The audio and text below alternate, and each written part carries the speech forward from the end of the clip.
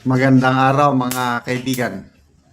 Pag-usapan natin itong post ni Kipi Chu tungkol ito sa application ni Secretary Boying Rimulya bilang ombudsman.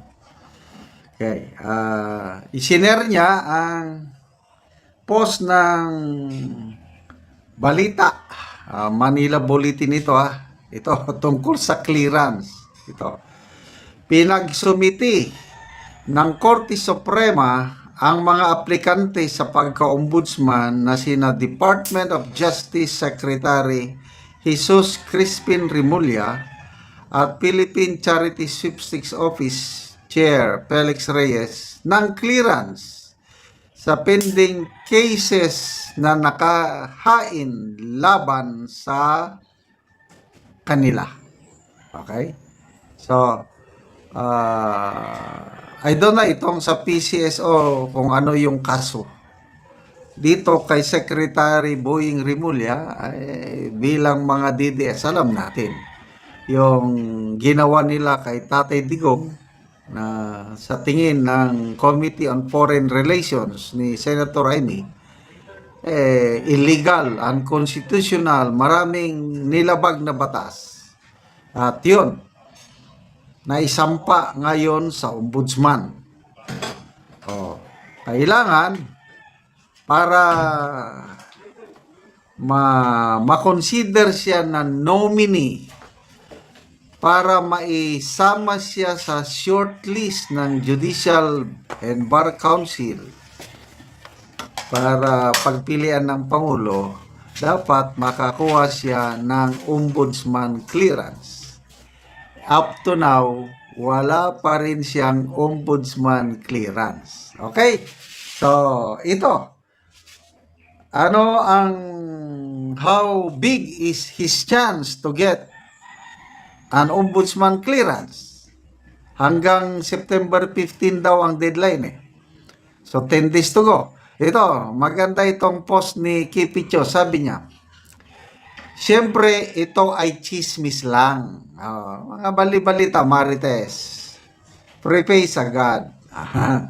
But we have a very upright investigators and lawyers working for the ombudsman, and there's somebody heading the clearance section who is full of integrity, and the decision isn't just up to Attorney Dante Vargas because he also needs their approval to clear Rimulya.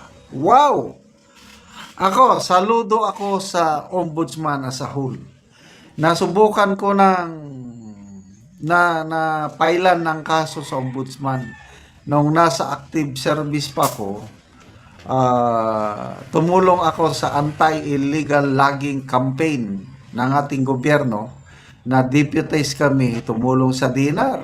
Nako, yung mga nahuli naming mga kahoy, mga illegal loggers, gusto nila akong resbakan. Sinampahan ako ng kaso sa ombudsman.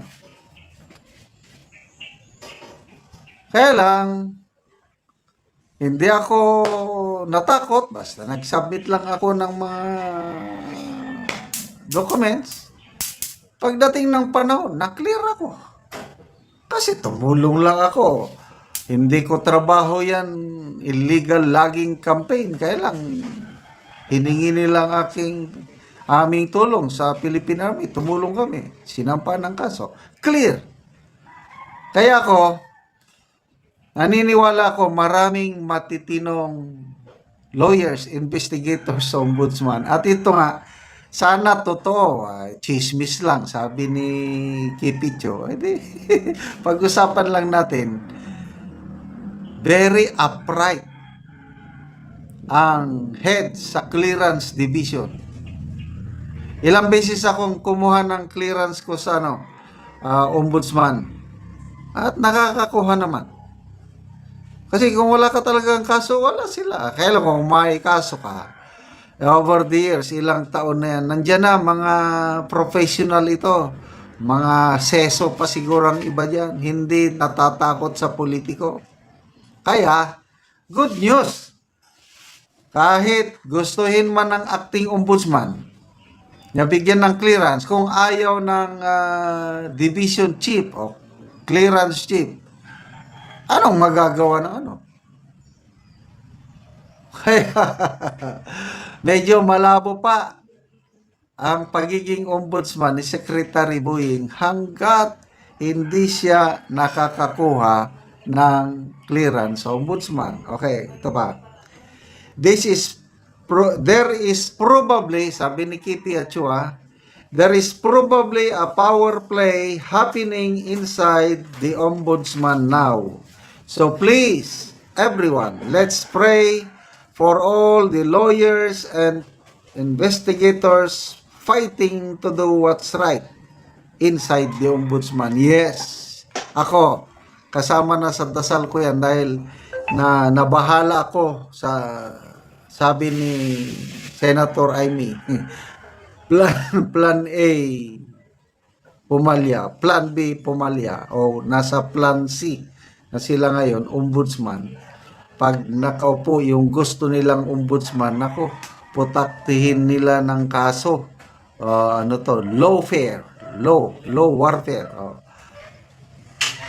Kasuhan nila ng kasuhan si BP Sara hanggang mapakulong nila before 2027. And in that way, mawala na si BP Sara sa landas nila papuntang Malacanang sa 2028. So, dasal.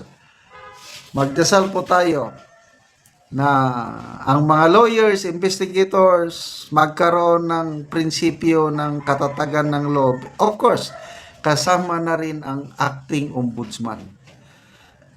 Do what is right. Sabi nga ni Senator Amy, kung nandyan na yung sohol, ang galing talaga itong banat ni Senator Amy. Kung nandyan na yung sohol, itaas mo ang iyong dalawang kamay, ganyan. Tapos sabihin mo, hindi ko kayang tanggapin. Di ko kayang tanggapin ang inyong mga sohol sa akin. Na na na na na na na na na. Maganda yun ha. Hindi ko kayang tanggapin.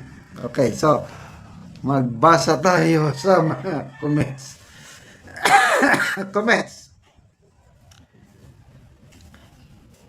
J. Rain, sabi niya, for sure we need to be vigilant about this because as we can see, they can move a mountain just to get done what needs to be done. Rochelle Atabelo, if he's got delicadeza, don't apply. Oo nga. Antonia Pernio, not qualified. Period. Karen Akot, abuse of power. Aidem Nagilana, oh God, please hear our prayer. No evil in the ombudsman, please. Jenny Enriquez, dear Lord, please intervene to put only principled ombudsman. Please, please. Last bastion natin ng democracy, fairness, and good governance ang ombudsman. Okay, salamat mga kaibigan sa inyong pagsubaybay sa ating channel.